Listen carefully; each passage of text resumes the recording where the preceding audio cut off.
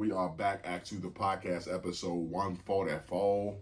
And we are back in the building. It's your boy, International Walk. It's your girl, Tosh, the co-hostess with the mostest. And we're back for another episode of Us. A2TP.com, Facebook, Instagram, TikTok, YouTube, Spotify, Amazon Music, Google Podcasts, Pod Index, Podcast Index, Podcast Addict, Podcast Chaser, and Player FM. Pod Chaser. Yep. Pod Chaser. More platforms to come. Soon, right? Yes, more platforms to come soon. So. You got a time frame or? Nope, but soon. Okay, just soon, no time frame. Yes. Get right at it. How are you? I am doing well. First, I would like to start off with a shot. A shot of what? What is this? This is just cheers to an episode. It's some celebrations. But what is it? It's ginger juice. Cheers.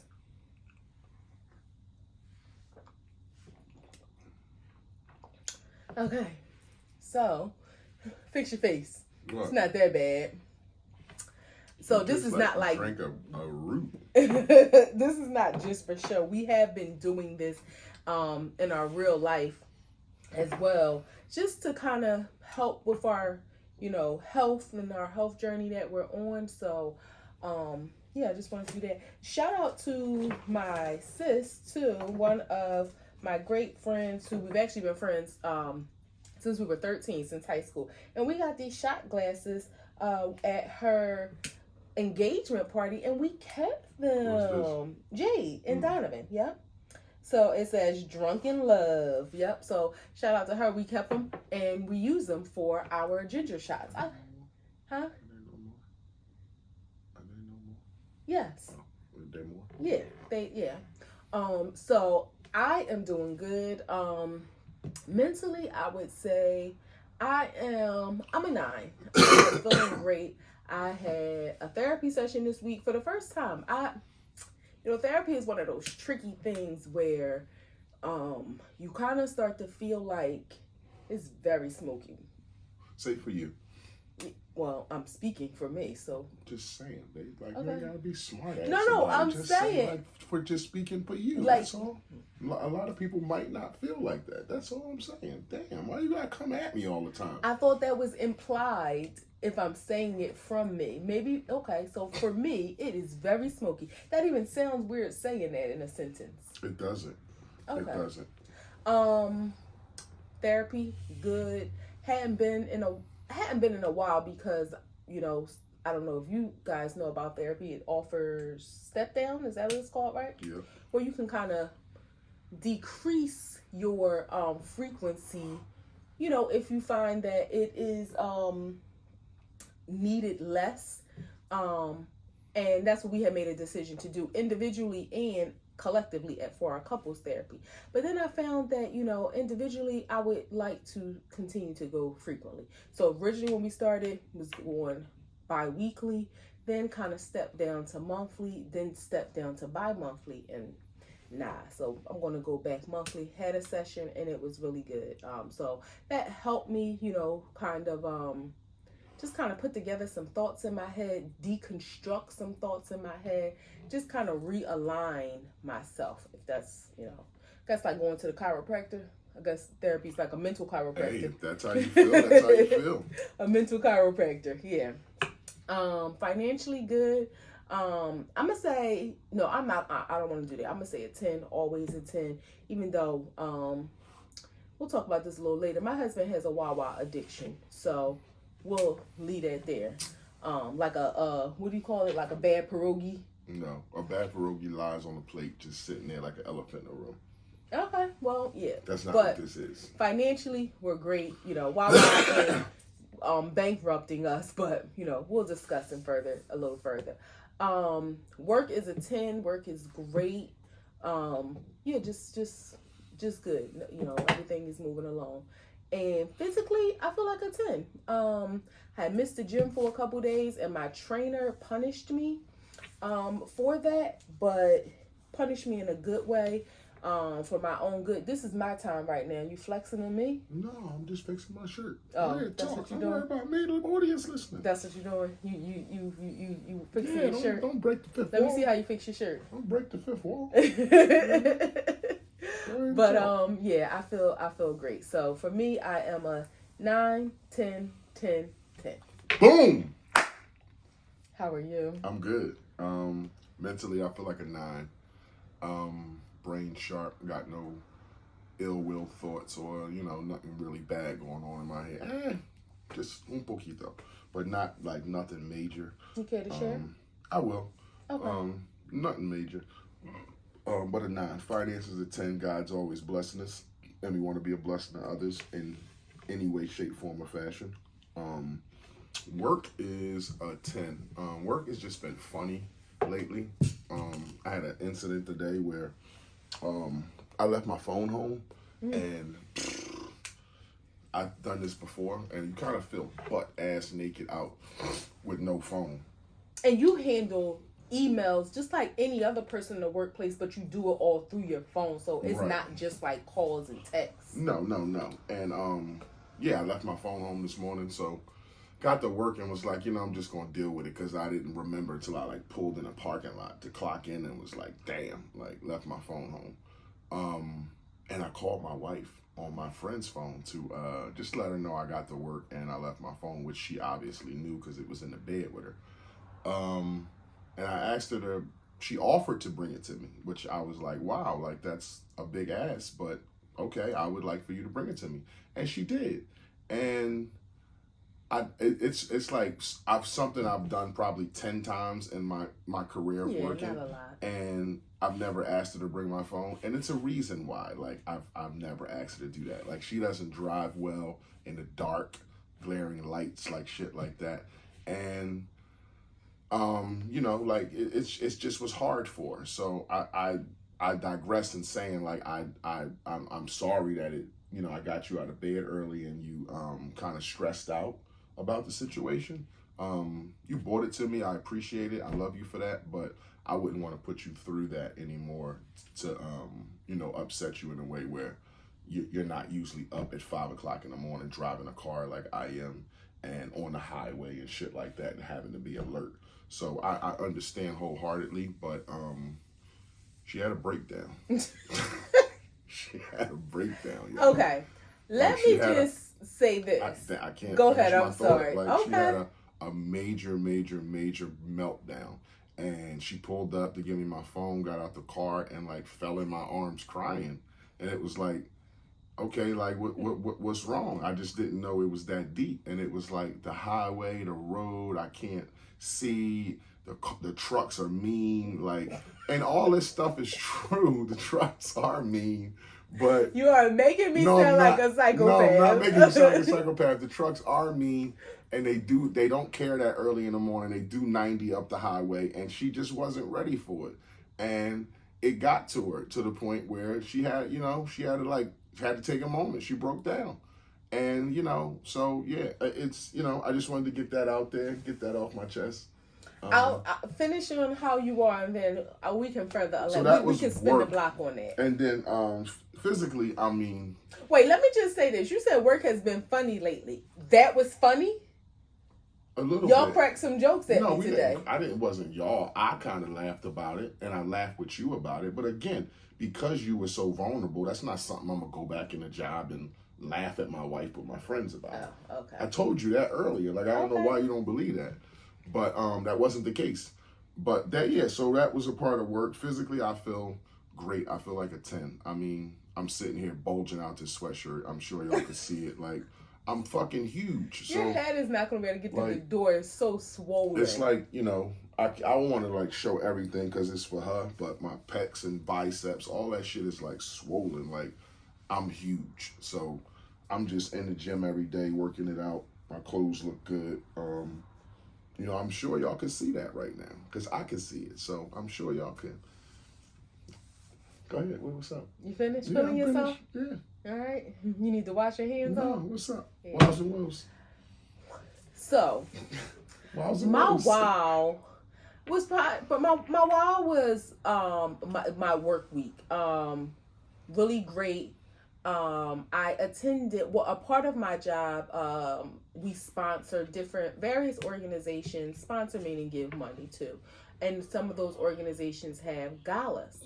Do y'all say gala or gala? Because I'm hearing it both ways. Just like some people say aunt and aunt. How do you say it? Gala. Yeah, that's when people say gala, I'm like, is a gala a little more fancier than a gala? I don't know. Like, do people say Met Gala or Met Gala? Met Gala. I thought so. Well, anyway, I went to my first gala and it was really nice. There actually were 3 in this week for my team. And yeah, I just don't have the bandwidth to attend like that many in one week. Who does? I mean, one gala is okay. 3 galas in the same week is ridiculous, and I don't care what nobody says. Well, I don't ridiculous. know if anybody on my team is attending all 3. I think most people are attending at least 2. So 2 of the 3. For me, well, one of them I really wasn't part of. And then 2 of them I was. The second one I was part of, I just could not. And today, this driving incident, even though it's a different dynamic, but it kind of further emphasized why I just knew it wasn't a good idea for me. So that was my wow, though. I had a great time at the gala, felt good, looked good, smelled good. It was a good time. My woe. So I'm not one of those people that like to claim like, oh, I got anxiety, because I really don't. Like, it's just not something that I've had to deal with. And like, I've seen real life people deal with anxiety. My husband being one, which he has shared. Other people that I love, like I've seen it in real life. So I don't claim that for myself. However, this is the second episode that I've had in my life where I felt what I guess an anxiety like kind of attack coming on would feel like. And the first one I talked to my therapist about, and she kind of reaffirmed that it was good that I took the steps that I did to remove myself from a situation. It was actually roller skating, y'all. Like, it sounds really crazy, but I was overwhelmed. I felt like kind of unsafe, like things was moving too fast, too many people. I wasn't prepared for that. And yeah, wow. It like broke me down. Like, I just felt like I got to get away from this. Like, it's almost, I guess, like somebody who has social anxiety and they thinking like they're going to go to a concert and it's going to be kind of chill, and they go and it's like thousands of people, like, excuse me, like, if you had known that was the environment you were going into, then okay, you could be more prepared. But when you're surprised by that kind of environment, it's almost like your head, your brain is not able to catch up to the reality, because your brain thought it was going to be one thing. In reality, it's something else, and your brain ain't prepared to handle that. So that was kind of like the event at the skating rink. Now, fast forward to this morning, I drive on the highway very often, more often than I ever have in my life. It's all throughout the state of New Jersey. I'm on the turnpike. If you know New Jersey Turnpike, it's like 6 to 8 lanes. Cars only, and then they got a cars and truck. It's spacious, it's wide. And that's going one way. 6 to 8, what is it, 6 going one way, 6 going the other? Okay. So I have to get on Pennsylvania Turnpike to take him his phone. And in my mind, I'm thinking, no, I don't want to be up at 5 o'clock in the morning. Y'all, if you know me, I wear glasses, and they cute, but they ain't just to be cute. Like, I wear glasses. When I take them off, it's because I don't need to read anything. But 99% of the time, I wear glasses. As he said, my astigmatism is really bad. The lights bother me, blah, blah, blah. All that stuff that goes along with it. But I'm thinking, I'll be able to manage. It's dark. I just got to go straight, get there. Well, little did I know or remember, the Pennsylvania Turnpike is like 1/3 the size of the New Jersey Turnpike. Okay? It's trucks everywhere, so you don't have that separation. And it sounds stupid because it's the highway, but the cars are going ridiculously fast. Now, I'll tell you, on the New Jersey Turnpike, speed limit is 65. I kind of put my, what is it called, auto driver, at 77. Cruise control at like 77. I'm not scared to go. Auto driver. What the fuck are you talking about? I think of what it was called. Goddamn cruise control. I'm not scared to go. But these cars is tight, it's trucks, they on my behind. I need to get over, and I'm not familiar with this road. And I left the house at 5:19 in the morning. So as I'm driving, I'm like getting nervous. I feel my chest getting a little bit tight, my stomach. I'm thinking I'm going to throw up in my lap, and it just didn't feel good. And in my mind, I'm like, oh my God, this is how I felt in the skating rink. Like I'm breathing deep, and I'm telling myself, just get there, be safe. Like, that's the thing. If you got to go 20 miles an hour, these people are probably going to be ready to kill you, but just get there safely. So finally, I get there too. And in my mind, I wasn't going to tell him because I didn't want him to like feel guilty or like be worried about me. But I knew two things: that I was not getting back on that highway, and you know, I was happy that I was safe. I get to him. My plan was just to pass him the phone through the window, but I had to get out the car. Like, I had to like get some air, stretch my legs, like. And when I see him, I just like fell into his arms and started crying because I felt so overwhelmed. So this is another reason why I love therapy. It allowed me to, like, as I was driving home, because I found a non-highway route home, thanks to my husband who helped, you know, well, I mean, GPS, but I found a non-highway way home. I wasn't even listening to the radio or anything. I just drove for 51 minutes in quiet with my own thoughts. Like, what the hell is wrong with you? Like, what is this? And I realized it just comes to a thing of safety and protecting myself and being in control of my safety. There have been times in my childhood where I was not protected, where I had to like escape certain situations.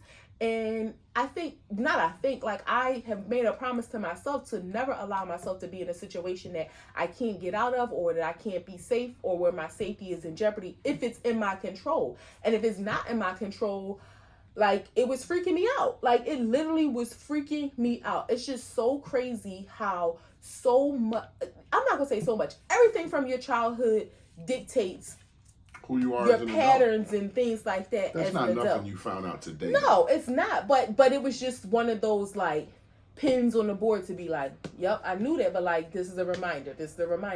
It's not something I've learned today, but without going into detail, thinking of two completely different incidents and having them be related is like, wow, I can't believe it's affecting me in that way.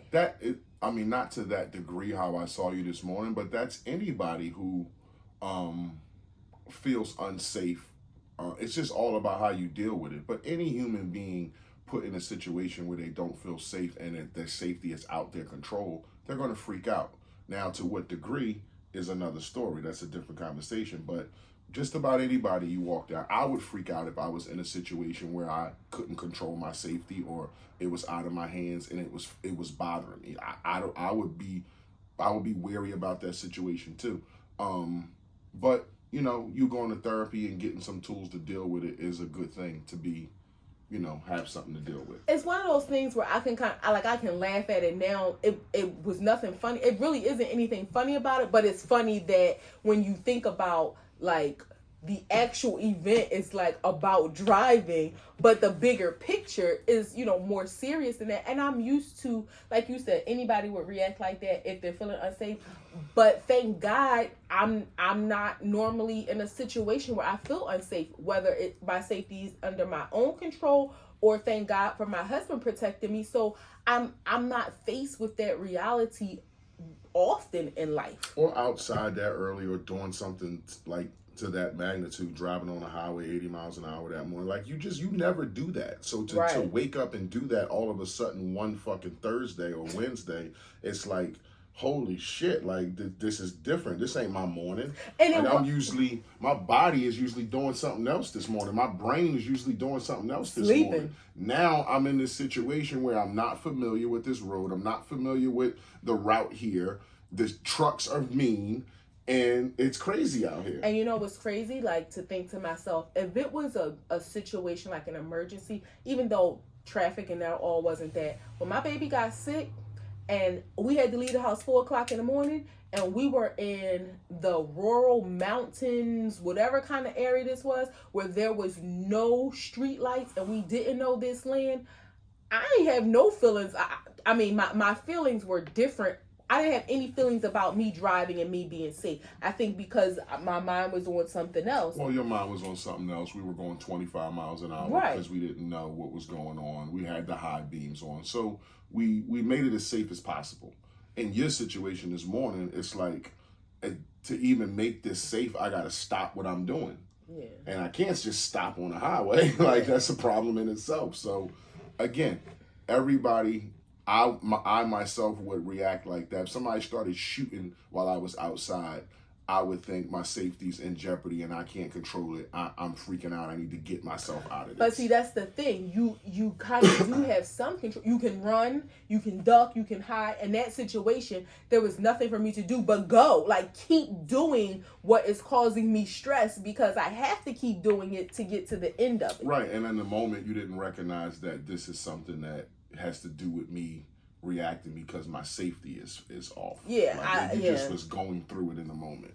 Yeah, it was crazy. And I didn't say the trucks were mean. I said the drivers were mean and everybody was just driving so aggressive. Y'all, people talk about New Jersey drivers and all that. This is the first time that I'm ever going to like stand up like, oh, I'm from Jersey. Like, give me New Jersey Turnpike any day over Pennsylvania Turnpike. That turnpike is ghetto.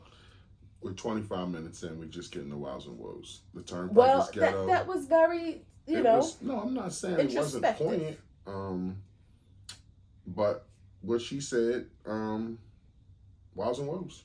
That was my woe. That was your woe? Yeah.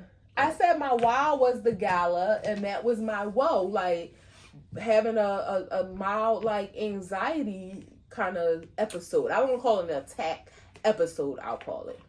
To piggyback on my woe is that I didn't know that was going to happen this morning. I didn't think that you would be in a crisis like that over, like, I just thought, oh shit, she offered to run my phone up, like, she gonna run the phone up, ain't no big thing. When I told Danny I'm about to walk outside and meet my wife, I didn't think, like, he came back in and was like, yo, you got your phone? It was like, yeah. Like, it was kind of like anticlimactic. It wasn't like, yeah, you know, Todd shook me up, man. She was just like, yeah, like, you good? It was like, yeah, she ain't like it, bro. Like, it's dark. She ain't like it. Like, that's all I could get off. But yeah. What's your wow? My wow is just making it another week, without any drama, without any stress. Yeah, just making it another week. Another day seeing your faces is a wow for me. What happened? Let's unpack this. I asked her some questions for me. What are, in the best of your ability, in short, try to keep it short, what are the Palestine? What are they? What are the Palestinians? Palestine is a country. I understand that. I'm saying, what are the Palestinian people? Like, what are they? They're Palestinian. They're from the land of Palestine. They are primarily Muslim, but there are some Palestinian Christians. So they are people. The country is made up of three religions: Jewish, Christianity, and Muslim. Right. Okay. So primarily Muslim, but there are some Palestinian Christians and Jews. You know, they are people who live on that land, and their land has been decreased over the years because of Israel. That was from. You don't want to get there yet? No, not yet. Okay, so yeah, as far as I know, that's what Palestine. What are the Israelites? The Israelis. Israelis. What are they? Same thing. They are just a different, like, it's almost like saying, I'm just throwing this out there, like, what are the Chinese and the Japanese? Two people, two different countries, two different, you know, but the same thing. You have Israeli Muslims and Israeli right. Jews as well. So just two different people, two different groups of people that inhabit the same land. So, the country of Palestine is in Israel. Well, no. So the country of Palestine was there. Israel was formed by them taking some pieces of Palestine over the years. Right. So originally they took a part of the land and then they spread it and spread it and spread it. So it's not that it's in it. It's like, you know how Hong Kong did what they did to Hong Kong with well, I was going to say how Haiti and Dominican Republic share the same island, but they're two different countries on the same land, and it's not an island, and So the country in isn't essence, split the way like Haiti and Dominican Republic is. But yeah, in essence, in Israel, they chipped away, and to make Israel, they chipped away at Palestine. correct. To make Israel. So these people have been fighting for 1,000 years. Long time. Like I'm not. I mean, I'm just exaggerating. Maybe I don't know if it's 1,000, but ever since I was a little kid, I've been taught. Well, I think I Palestinians read and that the Israel Israelis. was created in like the 40s, so I don't think it's been that long. Really? Well, almost 100 years. I think I want to say like 1945 or something like that. The 40s is where I saw that that it was created. Right. Now, it doesn't mean that the people there may not have still been some turmoil on the land that was originally Palestine, but as far as the countries fighting, from what I've read, Israel was established in like the 40s. Okay. And the other week, Israel attacked the Palestinians. Am I correct in saying that? No, Hamas. Hamas, but those are part of. They are Palestinians. So Okay, so the Palestinians attacked Israel. correct, but it wasn't like. I So understand it's not the Palestinians. I'm gonna get to that part. Okay, I'm right. just So, saying that group of people, from almost like Palestine, Al-Qaeda. like Al Qaeda or. and I'm not saying they have like the same but mindset, just the same but yes. kind of break off. Right. Just follow me here. Let me get my shit off. So they attacked. So again, let me go back. Palestine attacked Israel. Correct. Okay. The other day with 2,000 bombs, these mass explosions, schools, churches, all kinds. I mean, not churches, but all kinds of religious institutions that they leveled, went through towns and neighborhoods, slaughtered children and babies and all this kind of stuff. Now, Hamas is doing that to them, and Israel is fighting back now, obviously, right? Yes, so it's like I think they attacked them the war. next day. Yeah. Right, so it's a full-out war back and forth. America has Joe Biden wants to send, I think he wants to send Israel munitions, tanks, guns, all that kind of stuff. Should America go to war over something like this? Absolutely not. It's not our fight. It's not our fight, but it doesn't mean that they're not going to do it, because anytime there's some gain, and I don't even know what the gain is, like from Israel, but America has a relationship with Israel that they don't have with Palestine. But regardless of, does that have something to do with NATO? Possibly, but I don't know. Okay. But I don't think America should go to war. I don't think we should involve ourselves. Like every time something happens, those people, like you said, for generations, I'm not going to say exactly how long because I don't know, for generations, this has been like a fight over this land. From what the Israelis believe that this was holy land that was stated like is their land. But again, this was the Palestinians' land. They were there. So when they came and like gradually have taken it away, like they might have started with like this much land of them sharing it, and now it's like, them just having like pieces of land. Right, wrong, and different, from the data that I've read, Israel has attacked Palestine for years, and this was Palestine retaliation, fighting back. This the first time they're fighting back in 50 years.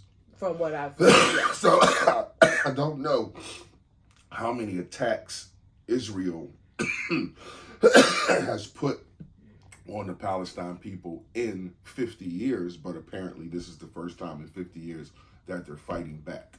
Well, I think that they have. I think they've always fought back, but you're like, this is the first time they've been the aggressor, right? Like initiated the fight, exactly. Right.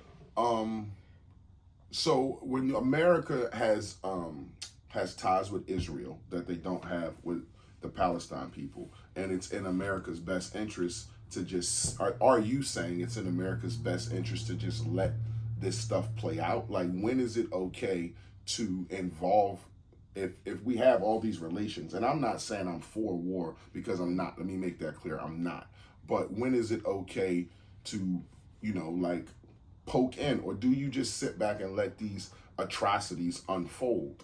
Like, they have their own government, they have their own morals, values, ethics that they stand on, It's that they based fight around for. religion. Exactly. In our government, there's a separation of State and church. So supposedly we Not don't really, even but- fight for those but reasons. they say that, So but why not would you really. get involved in somebody else's fight for those reasons? And the crazy thing again is, this isn't really like a religious war, because like you said, on both sides we have Muslims, on both sides there's Jews, on both sides there's Christians. So it's not necessarily a religious war, although that's the picture that's painted, like the Muslims against the Jews. But I don't think America can poke its head if it wants to help broker peace and have conversations. I don't think that America should put American lives in jeopardy, because there's casualties of war on all sides. So I don't think they should put American lives in jeopardy for, other people's causes in this way. This is one of those things where I don't think that, like, this is what I'm saying, like, what's the solution? Because I don't think this is one of them things where you can broker peace. This is like the Hatfield and McCoys. Like, there's not going to be no peace. And I think it's kind of rules to engagement, in a sense where once there's bloodshed, it's tough for the other side to say peace, because you killed some of ours. So but under war crime, like not war crimes, but in war, it's like there is no peace. Once you kill ours and shed blood, we have to do the same. Well, they've already done that, so it's like, okay, how many times do we volley back and forth? That's my whole point. Since I was a little kid, these two countries they're two separate countries, have been fighting amongst each other or hating each other for religious reasons that I don't know, but and land issues that I don't know about. But they've been fighting amongst each other. Now it's broke out into an all-out war, and to move forward, like now we have the internet. So the imagery that we're seeing is like, I saw so many babies blown apart, no limbs, burned bodies. I saw a man today pissing on a Palestinian dead body and kicking it. Like this kind of shit. And I don't know whether it's the internet and it's just in our face and the imagery is there, and it's something like we didn't see Afghanistan and Kabul and all that shit, but we're seeing this. And I just think, like, how many days, how many weeks are we going to see dead bodies of kids, people being hung, people being peed on before there's some intervention? I think a lot of it is propaganda to get people hyped up, because, like you said, there's been wars since time immemorial. Ukraine and Russia fighting. You notice that they didn't, like, we didn't see a lot of those pictures. You think there weren't, when bombs are dropped, kids unfortunately are killed, because kids live in places where they drop bombs. It's not like they're saying this is a community that's just old people and we're going to drop a bomb here. I think that's it's part of the propaganda to show those pictures to get people riled up. And also, I always feel like America, the things that when you said where do you draw the line or where do we intervene? But hold on. The pushback is over there. It's controlled though. Like who's covering that stuff? It's still media there. I mean, people. There's still some rogue media people who's like, oh, I'm going to snap a picture because they're risking their lives. So that's what I'm saying. It's a different thing. If you're trying to cover Russian war and Ukraine war and you get caught with a fucking phone out, you could get fucking chopped up and killed or something. Americans have been kidnapped over in Palestine as well, from what they said. So you don't think that the risk is still there too? No, because of the imagery that we're seeing and so much of it. I think, like you said, part of it is propaganda. Somebody is pushing this stuff. Some of these camera shots are still, nobody's running. People are letting themselves be filmed. People are crying with dead babies in their hands, and camera shots are still. This isn't like grainy photo of people falling down. This stuff is like, there's somebody there who's covering this stuff. And I'm just saying, it ain't like that in Russia. Like, you can't just go to Russia and cover Ukraine war. Well, I mean, you could, but people aren't doing that because there's different interests in different areas. America may have a different interest in how they are. Well, where's the Bob Woodwards at over fucking in Russia doing that stuff? And like, you gotta think too, all that kind of stuff. Like, they have to get approval and things like that. The government could be shutting them down so that they don't release that kind of stuff for us. Or the government could be saying you can't go to Russia because you might not come back, and we not coming to get you.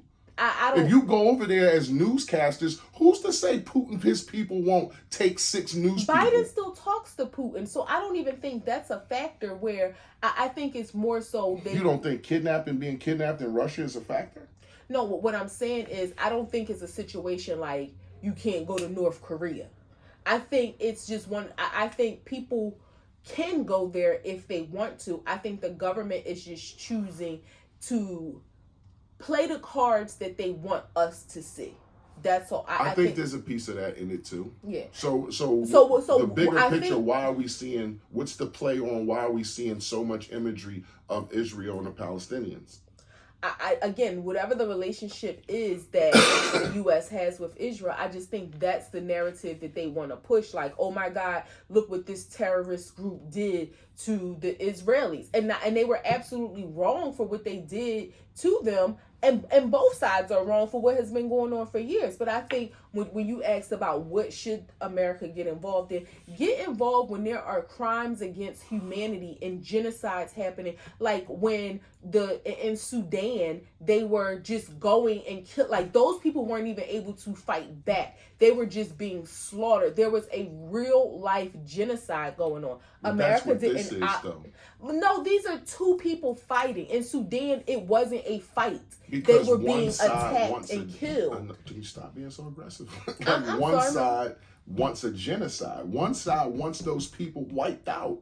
That's the whole, they even said the word genocide. But what I'm saying is they're fighting each other. Let them fight if that's what they're going to do. Right. In Sudan, it wasn't a fight. People were being attacked.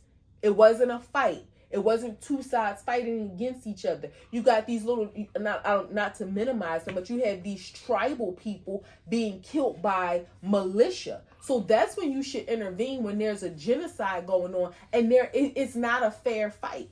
I think it's all a genocide, though, and I don't want to use that word if I don't know exactly what it means. But I think the Holocaust was a genocide. I think this is a genocide. If these people attack them, and I keep getting who mixed up, who attacked who? Who attacked who? Recently, Palestine initiated. Okay, so the Palestine people attack Israel, and they're fighting back. Like that's what you're supposed to do. Like if you're attacked, you attack back. So all I'm saying is that side wants these people wiped out. If you got a guy pissing on a dead body and kicking a dead body, saying all these religious things to it, like they hate them people so much. They may not. I think, like you said, using genocide is a strong word. They may not want to kill. They just may want them out of their land and move somewhere else. Whereas in Sudan, it was a genocide where they were killing all of the people.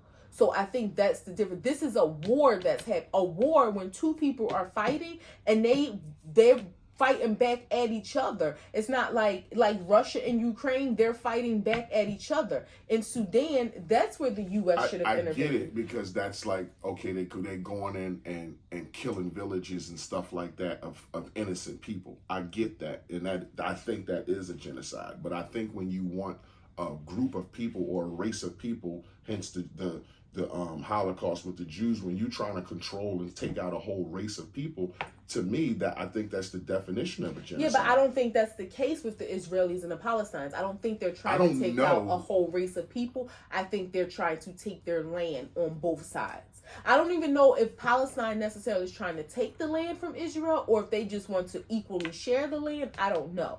I don't know much about what their fight is about, but in reading about this today in preparation for the podcast, these people hate each other bad, and it reads as if they are going to war, like you said, fighting each other back and forth, but it's not just the land. They despise each other, and they don't want to share the land. So they want their land back, and they don't want these people to exist. But you know what? The other people want their land back, who it was theirs, and they don't want these people to exist. And reading how these people, like how far this thing it goes back, they hate and despise each other. Is all I'm saying. It's a shame. So they don't want a peace where it's like, okay, y'all get this portion of land. No, we want all our land back, and we want y'all out of here. Is how it reads. It's a shame that because of the political stuff that goes on at a higher level, it trickles down where people have that perception that they, meaning the Palestinians, hate the Israelis. I saw, and this was a little while ago,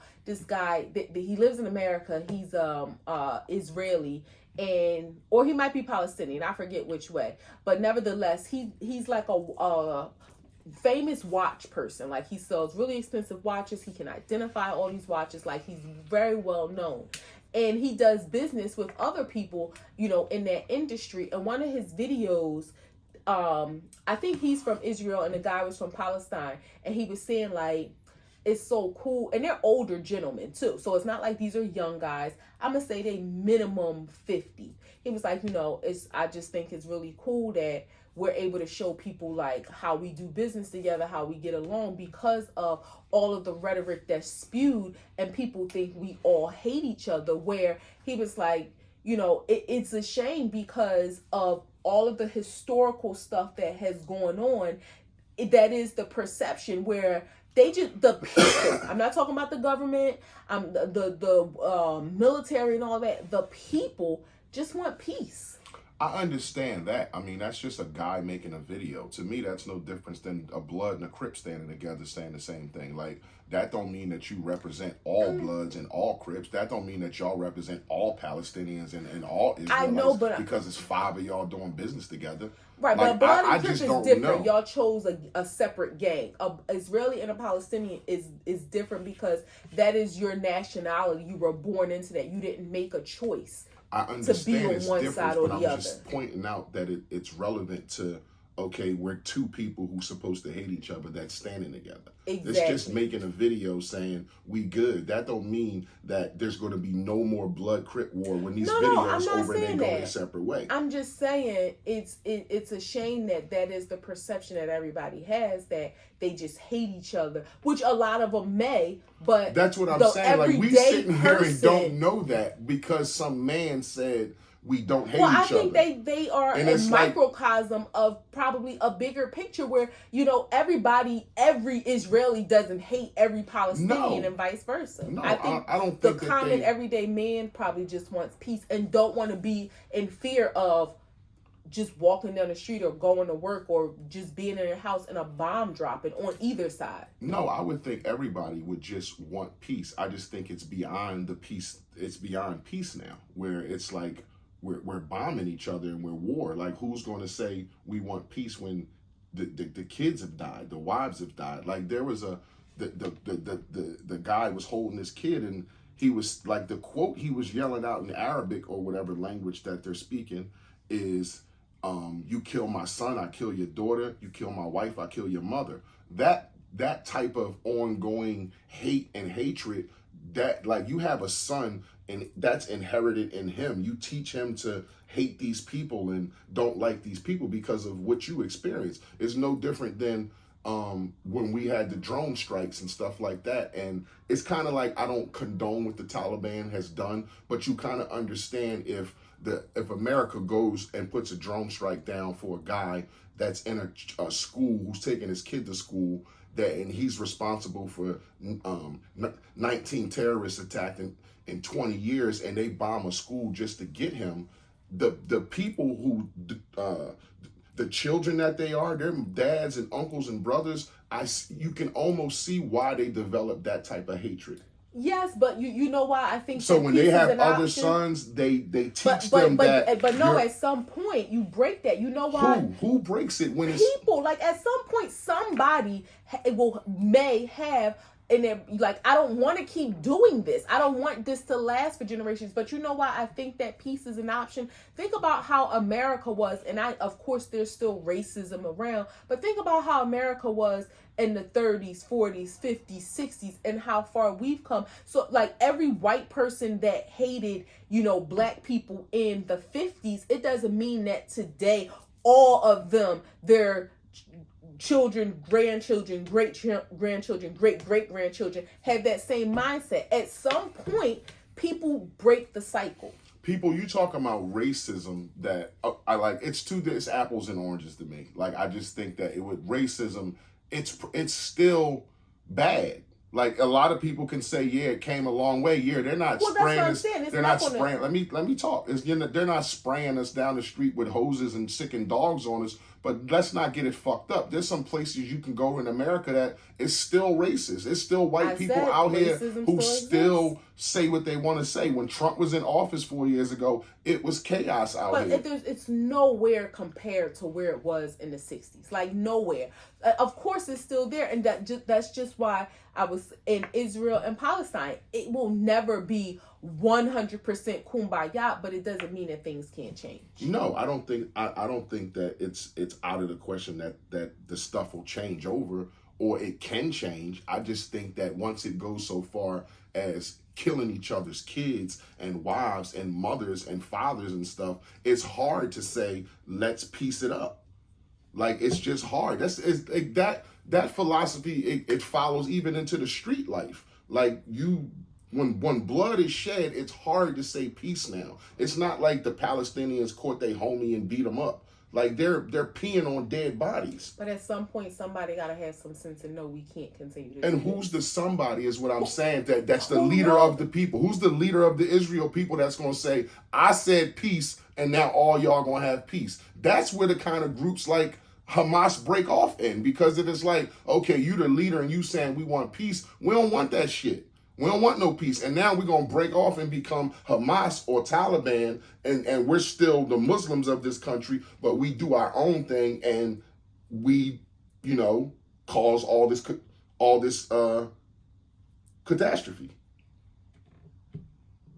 I mean, I still think peace is an option at some point. It may be hundreds of years from now, but I don't think it's just like so far-fetched out the question that things can never change. Yeah, but I'm not saying it's far-fetched out the question. I'm just thinking I agree with you that peace is an option, but you don't seem to think the person who could change it may not have even been born yet. So it's not like there's a specific person or people that can change it. It could be 3 generations from now that says. Then that's where I think we're different at, because I'm asking, is there a solution now? Not is there a solution 75 years from now?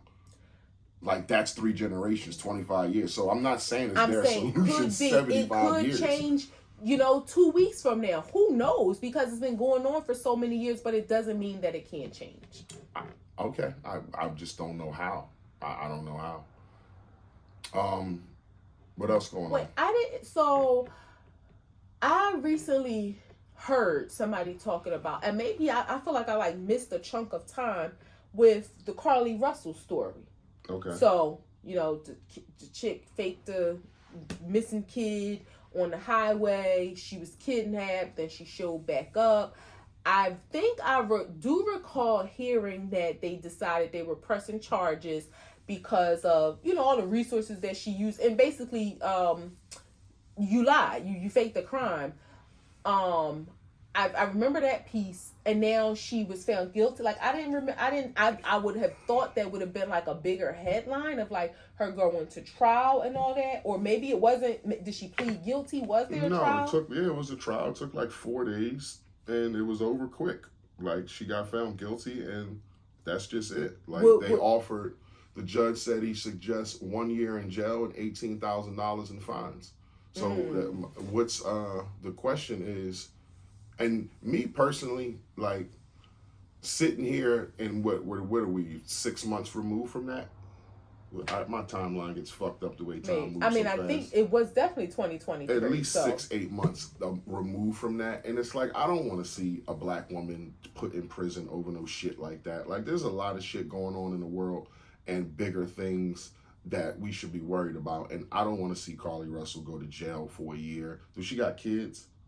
No, I don't remember hearing any stories about a kid. But, I mean, she did some dumb shit. Like, yeah, she should pay the fines. Maybe some community service. Some community service. She's dealing with the issues of being, like, ostracized, got fired from her job. Like, it's enough. Like, she don't need to be put in orange and put away for a fucking year over some shit like this. I agree. Restitution. The 18 grand, yeah, she should be paid. The year should be suspended, and she should be put on probation for the year if that's what they want to do. Pay the 18 grand, like my wife said, community service for 100 hours, 200 hours, or whatever. However many hours the police put into it, she puts that into community service. Collectively? Yeah, like if they did 400 hours of of work, then she does 400 hours of community service. Yeah, I agree. I don't think I don't want to say she learned her lesson. Hopefully she did.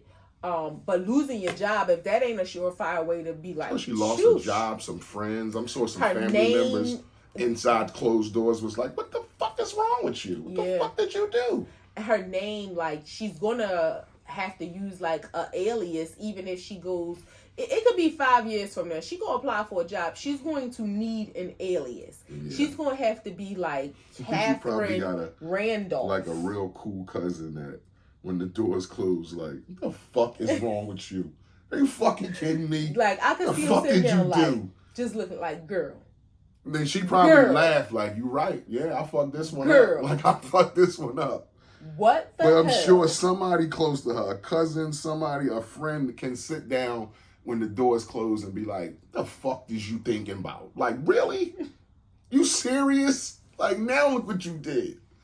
Yeah. So that's just crazy. But I don't want to see Carly Russell locked up in prison Nah. for a fucking year. That shit is stupid. Not only that, I mean, when they talk about money, like, the government can find money to spend on other things. You know what? Make her pay restitution and donate that to, like, I don't know the name, but like some missing kids cause or something like that, that really helps find. You know how they always, when you watch those police programs, like the something for missing and exploited children, like, make her donate money or something towards that to really, you know, kind of drive home, like, kids really do go missing. People really do go missing. Like, don't be making up no stories like that. Like, I know, that's crazy. Yeah, so hopefully she, you know, she gets herself together and, you know, she don't really be, hopefully she doesn't go to jail.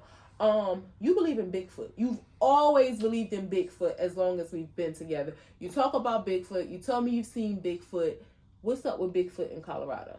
Is a video. I can show you the video when we're done. Everybody out there can Google and see the video. And it's Bigfoot in Describe Colorado. Bigfoot to me. Bigfoot, 8-foot fucking hairy man. Like a Sasquatch? Yeah, like grass man, but brown. So where, like, was he like in a neighborhood? No, he was in the mountains of Colorado, like walking. And then when like he kind of like looked over, he was like real. You could tell this was like a telephoto lens that had him, but he kind of was walking and then sat down. So you know how people go hunting and they wear like the shaggy stuff on them so that they can camouflage themselves. Who knows how if it was far away, how they know he was 8 feet tall? When you see the video, you'll see like this wasn't a regular human being. So here's a question for you. You ready for this? Yeah, I'm ready. Bigfoot is called Bigfoot, right? Mm-hmm. How big are his feet really? Like, does he wear like a 16? Does he wear a 20? How big is Bigfoot's feet? If I had to guess, I would guess he's a triple wide. So 3 W's. I've seen these shoes. So he's 3 W's, and I would think at least an 18. But I'm thinking more like 21.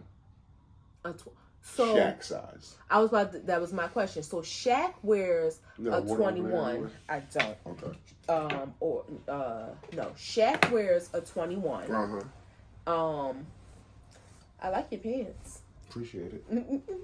Shaq wears a 21. So you think Bigfoot is as big as Shaq? Yeah, Shaq's about 7'1", 2. Okay. So rock with me. How do we know it's not a man who is as big as Shaq in the woods hunting with camouflage gear on? If it's not like he wears like 500 years, we've been looking for Bigfoot. So it's this man been Bigfoot? Everywhere. Ever since you've been born, they've been looking for Bigfoot. I And don't guess look what? for Before Bigfoot. that, they was looking for Bigfoot.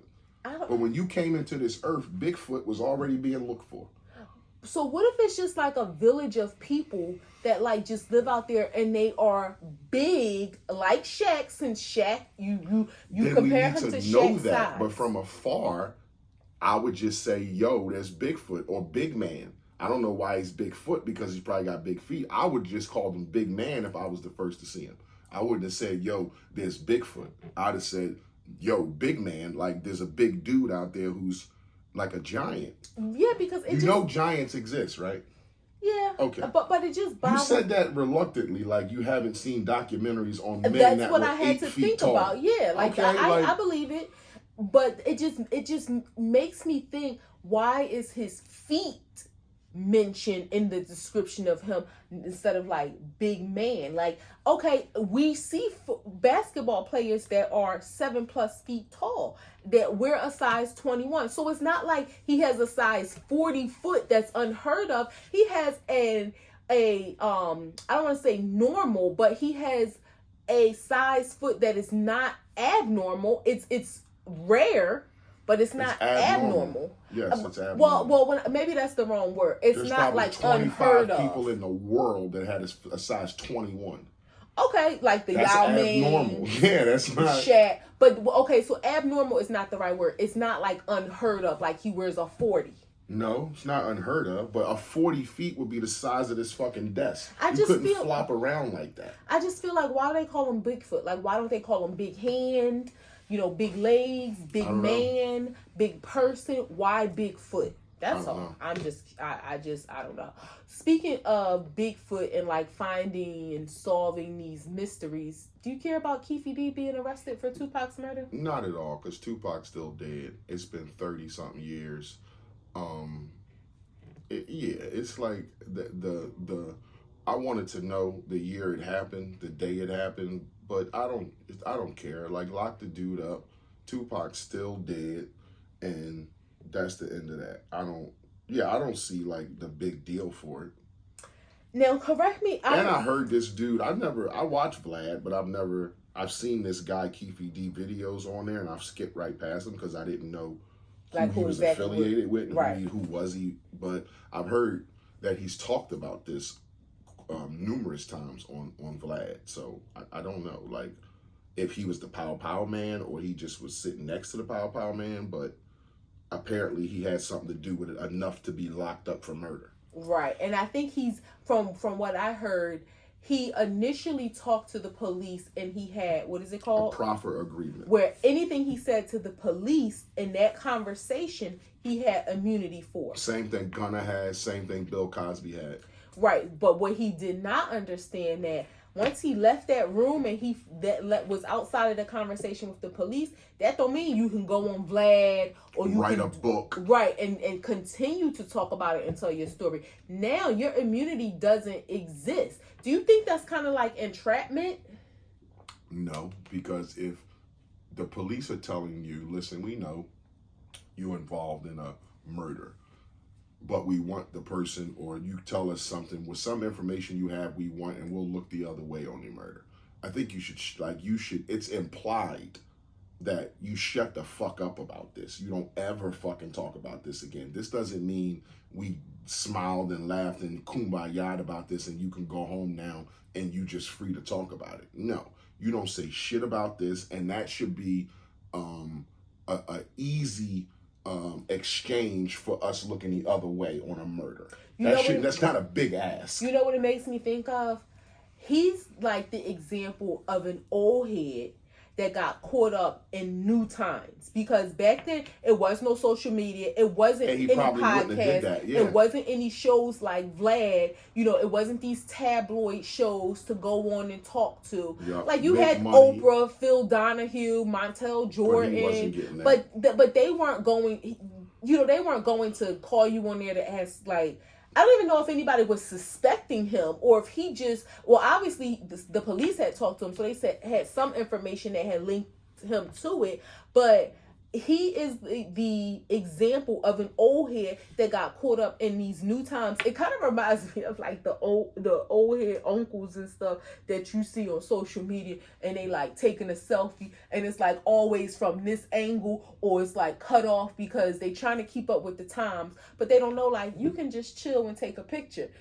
Like, you try to, be hip and stay in your lane. You don't know how to take a picture, but yeah, it's like 300 million people, everybody got their own phone, but it's like, how the fuck can I take a picture if the phone take a picture? Or you ever see like a video of somebody, they don't know that they're video, and they be looking like, what did I do with this thing? And they like looking in it because thinking they taking pictures, or thinking they videoing and they actually got it on picture mode. Yes. Yeah, he played himself. He played himself big time. I seen a video of them picking him up, It looked like he lived in, a pretty nice neighborhood. Like And he it was looked like out he for a came stroll. outside like, I know I'm gonna get locked up this morning. Like, But it looked like he was going for a stroll. Yeah, this last walk. Up the walk. street. Like I Maybe know he knew they was watching him. I'm sure he probably did. You learn anything? No, I did not learn. My mind is like going real fast. I didn't learn anything. What did you learn? I learned something, but I forgot it, so I didn't like retain it. Right. But I learned something, and I told myself, "Damn, I'm gonna have this for the show." But now it's fucking. We should start taking notes. I do that in my phone now. Even when I think of ideas for the show, they'll just go away and they won't come back at all. Like I'll be thinking, all right, I'm gonna pick this up the next day, or when I'm not thinking about it, it'll pop in my head. It'll be like a week, and it'll be like, what the fuck? That thought never came back. Never. Like never came back. Yeah, it's crazy. That's very frustrating. 3 grams. First gram, is myself. Like so, I'm at work, right, and me and my project manager Sergey, we work together closely, and he's like the liaison between myself and the owner and the clients that we're doing a job for, and handles contracts and all that kind of stuff. So he has a part to play in what we do and building spaces for these clients, and in my company, not to toot my own horn, but I'm the top guy. And I kind of do my own thing, right? I'm kind of have my own crew, do my own thing. And Sergey is a younger kid. He's like 24, 25 years old.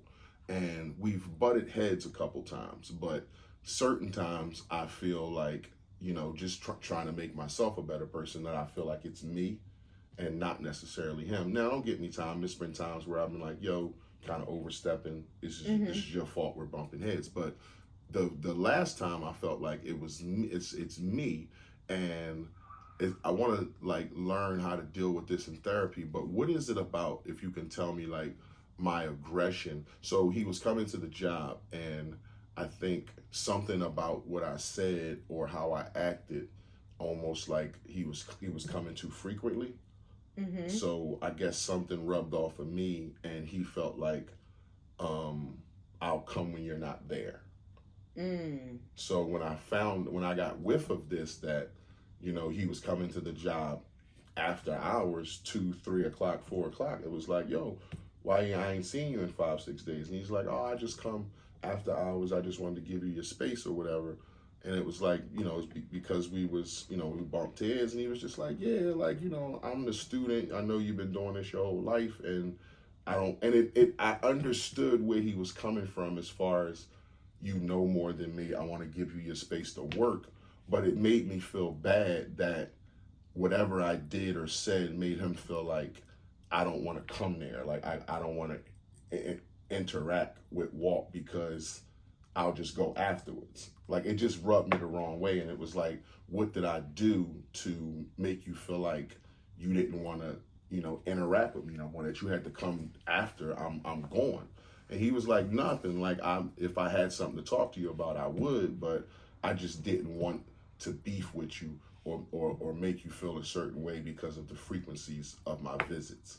And we kind of hashed it out, but it was like, I still never got to he never like answered directly, like, no, you didn't say nothing, you didn't do nothing. I can't point to a moment, but it's just your aura, your aggression, that your body language. That kind of makes me feel like, okay, like he ain't happy that I'm here right now. Yeah. And I just kind of want to deal with that in therapy to kind of like identify what is that I kind of like exude. So you lost me for a second because you said 3 grams, and I'm thinking like you and Sergey was on Instagram. Like, where did this come from? Like, okay, so okay. I think sometimes you're not cognizant of the energy that you give off when you're either frustrated, annoyed, and even though it may not be what you say, it may be how you say it, it may be a look. But hold on, but if somebody says you didn't say anything, and I can't, and I'm the victim here, I can't even point to thing. It's just a feeling. Yeah, and sometimes it is that energy speaks in a room. Like you can kind of feel like, You ever, and I don't know if it's different for men, but you ever like been in a room and you can kind of tell where like, where it just makes me laugh because I have a scenario where this happened where you can tell that somebody ain't feeling you, and y'all may have never had negative words, y'all may have had limited interactions, and it's just like you can just feel their energy. They might not have rolled their eyes, sucked their teeth, but you could just tell like. So it's almost like it's not even about what you said or it's like almost what you not saying. Yeah, nonverbal communication sometimes speaks louder than your words. So it could just be, and you got to think to yourself, were you really feeling that way that he was coming too often? Were you feeling annoyed? Yeah, we talked about this, and it was like I was annoyed that I saw you Monday, I saw you Tuesday, I saw you Wednesday, I saw you Thursday, I saw you Friday, and it was like, okay. So when you think about it, even though you may not have said or did anything, he felt what you felt. Like but you were giving it off. And trying to ask, like, what was that thing? And somebody saying, yo, you didn't, I can't point to nothing you said. I'm thinking about it. You didn't do nothing. I didn't see your body language. Like, that's what I'm saying. You would be able to point to something. He would say, you know, you was a little swole up when I was around you, or you ain't shake my hand when I came in, or, you know, you didn't even look me in my eye. Like something like that he could point to that says body language is giving me a bad vibe. But even when you can't do that, like you still was cordial, you still was laughing, we still shot the shit about the Sixers. But when I left, I just felt like you ain't want me there. It's like, but the fact that you were really feeling that way lets you know that whatever it is about your aura, you weren't able to hide it. It's like my swollen lip. Right. Like you weren't able to hide it. Like, you know. I'm gonna get that fixed. Or I'm not gonna say fixed. That's a bad word I'm taught. I'm gonna work on that because I just want to be better. And I reassured him, come see me, man. Like come around. Me and my fellas love shooting the shit with you. Like don't feel like you gotta come here at 3:30 when I'm fucking home. You know. That's but it's good that you are acknowledging. It's not good that it happened or that it bothered you, but it is good that it bothered you where you acknowledge like, I don't want to give off bad energy, even if it's unintentional. I don't want to give off bad energy. So what can I do? And maybe it is just whether it's to ask questions like, is everything all right? Like I've noticed you've been coming here more frequently. Like maybe it was an insecurity, and you know that was a key word. No, he got in trouble at the office, and that's what it was. Well, no. What I'm speaking about for you, I'm not talking about for him. I'm saying maybe it was your insecurity a little bit of like, yo, what's up? Like, why he here? Like, is he checking on me? Oh, yeah, like, yeah. So, I'm sure it was a little bit of that. Right, why you may have been feeling, well, for him, it wasn't that. Like you said, he got in trouble. But so that may have been what was shining through you. But one of the ways, and this is just from the outside looking in, you can kind of help quell that insecurity about that is to ask those questions like, what's up? I noticed you've been here like more often. Is everything all right? Like, I think I did it in like a way where he came in and it was like, damn, what's up, bro? Every day? That's what we doing now? And it was like 2-3 days after that, I didn't see him for a week and a half.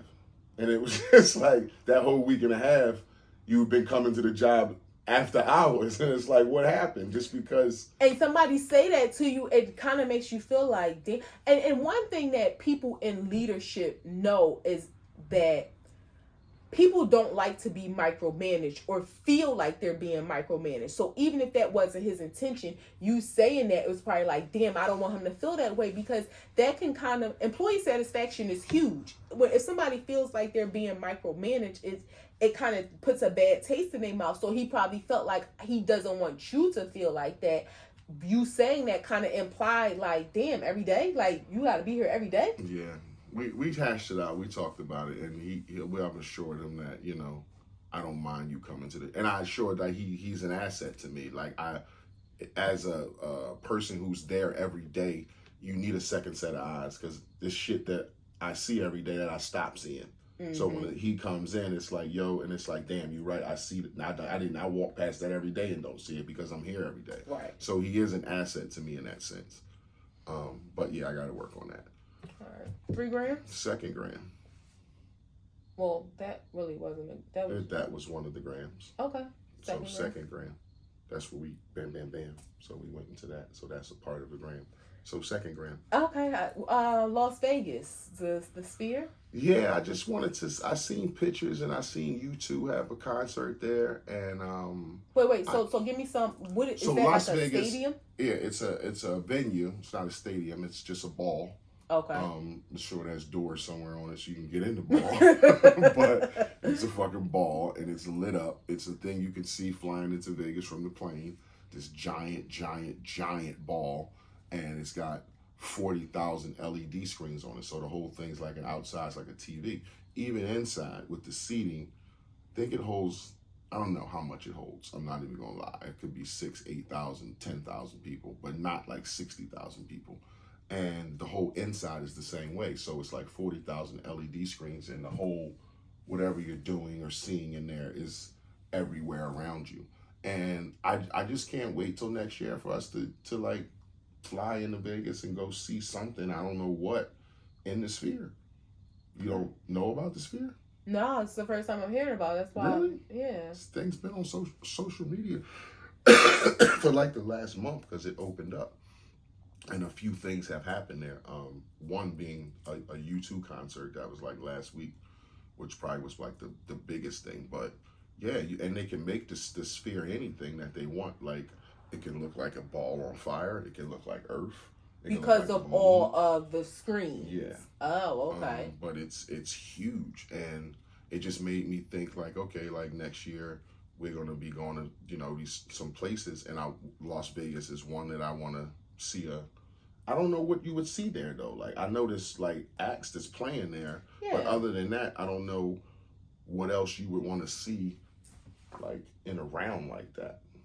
It's only like a concert, right? Like they can't do like a play or some shit like that there. Well, you got to think about something that would be visually enticing. You know what I thought about? Cirque du Soleil. Something like that would be amazing to see in there because like you kind of like that, even though it's a physical act, right? The imagery of it is part of the show as well. So something like that could be amazing because it could morph, you know, what it looks like by using the screen. So that was the first thing that kind of popped into my head. I'm sure they have some things in mind. I mean, in terms of it made me also think if you're talking about a concert, you can almost have like a virtual orchestra. So just imagine one man on stage, right? But you have a 1,000-person orchestra, but each of them are on the screens, almost like the biggest Zoom call ever. Right. So you have 40,000 orchestra piece band. Well, 39,000 now because he would be one, right?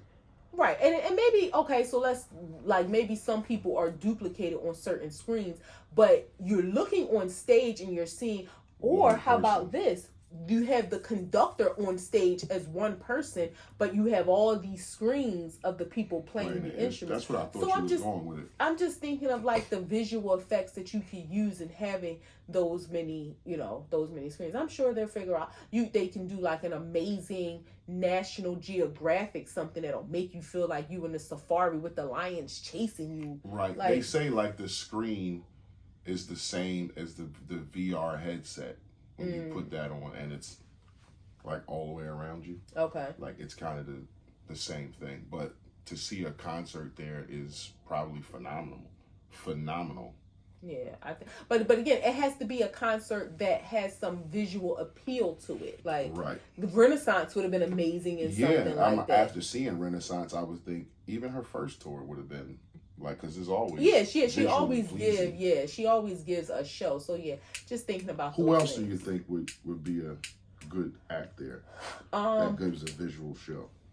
I think Kanye. Usher. Possibly. I think Usher could. I mean, from what I've seen though, Usher does a great show on stage. I don't know if he has those additional like visual things. Think any hip hop?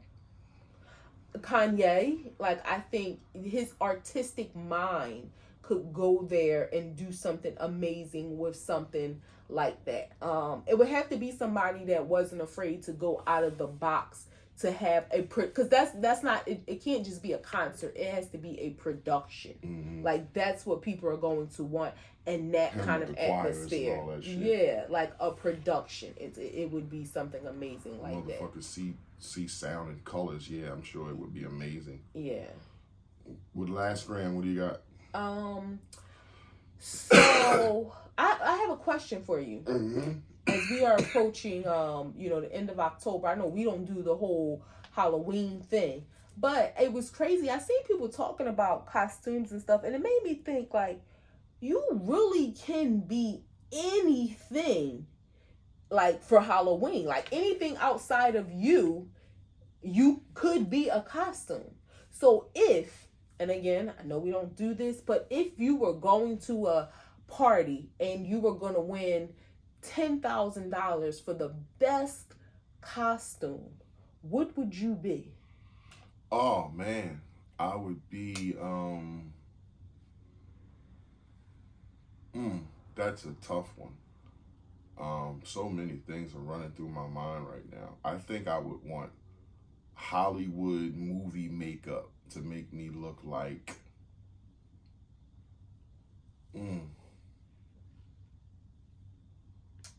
That's a hard one, right? Because you think, because like I started thinking about stuff, and it's like, nah, that's not enough. Halloween, right? So I'm thinking like evil but it doesn't have monster. to be. But it doesn't have to be just a costume. It doesn't. I know, but I mean, it's kind of tough. Like I'm dressing up as fucking Warren Beatty or fucking costume and like makeup like Denzel Washington. You know what like, I would be? I would be Snuffleupagus. And I would walk like him, and I would talk like him. But you gotta stay in character. That's the thing. You gotta stay in character all Daniel night. Day-Lewis? Right? What the fuck you mean stay in character? You do. You can't. That's how you win. First of all, you gotta be Snuffleupagus for like a week before the party. Everything. Daniel fucking Day. Everything you do, everybody you talk to, you gotta be like in that character so that it becomes you. That way when you go to the party, it's not just the look of it, it's your movement, it's the tonality. I would be Barack Obama. Everything. Wow. I would talk like him. Yeah. I would have that, how he puts his hands together when he talks like that. Yeah. I would follow him for a week and get his mannerisms down, and then Hollywood makeup. You had to explain the Secret Service was going on. And then pin my ears out a little bit so they can do that thing. I'm not cutting the locks off though. They'd have to do the makeup to put them back. But yeah, I would do something weird like that. What if you like turned into like Lady Gaga or something like? And nobody knew it was a black lady. Yeah, like Hollywood makeup, and it's like people like Gaga, oh my God. Yeah. They'd be like, Gaga got a little, they mean steaks, Gaga. I don't eat red meat. Let's do a wrap. Act 2 the podcast, episode 144. That was fun. This was fun. Episode 144 coming to a close. You can catch us on A2TP.com, Facebook, Instagram, TikTok, YouTube, Spotify, Amazon Music, Google Podcasts, Pod Index, Podcast Addict, Pod Chaser, or Player FM. See how she just... I have a great radio voice. Player Don't FM. do that. People see through the bullshit. Be authentic. Player FM. Those are the platforms you can catch us on right now. Just some up-and-coming platforms. Trying to get the iHeart, trying to get the Apple. Coming soon, though. So, Act 2 the podcast, episode 144. Your boy, International Walk. Your girl, Taj, the co-host with the mostest. If you fuck with us, you fuck with us. If you don't, you should. Bye, Peace. bird. Bye, bird.